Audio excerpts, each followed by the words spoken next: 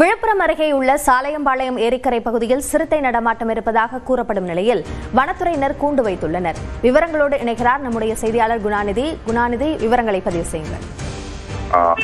விழுப்புரம் மாவட்டம் கோலியனூர் அடுத்த சகாதவன்பேட்டை பகுதியில் கடந்த மாதம் 21ஆம் தேதி அதாவது குடியிருப்புகளுக்கு மத்தியில் சிறுத்தையை பார்த்ததாக பொதுமக்கள் வனத்துறையினருக்கு தகவல் தெரிவித்திருந்தனர். அதனைத் தொடர்ந்து வனத்துறையினர் அப்பகுதியில் கண்காணிப்பு பணியில் ஈடுபட்டு வந்த நிலையில அங்க இருக்கக்கூடிய சாலையம்பாளையம் பகுதியில் அந்த சிறுத்தையினுடைய கால் தடம் என்பது கண்டறியப்பட்டது. அதனைத் தொடர்ந்து தற்போது அப்பகுதியில் உள்ள ஏரிக்கரையில் சிறுத்தையை பிடிப்பதற்காக கூண்டு என்பது வனத்துறையால் வைக்கப்பட்டு தொடர்ந்து கண்காணிக்கப்பட்டு வருகிறது. தொடர்ந்து அப்பகுதியில் சிறுத்தை நடமாட்டத்தை பொதுமக்கள் பார்த்துள்ள நிலையில் தொடர்ந்து தற்போது சிறுத்தையை பிடிப்பதற்காக அப்பகுதியில் கூண்டு வைக்கப்பட்டிருக்கிறது. அபிநயா, விவரங்களுக்கு நன்றி குணாநிதி.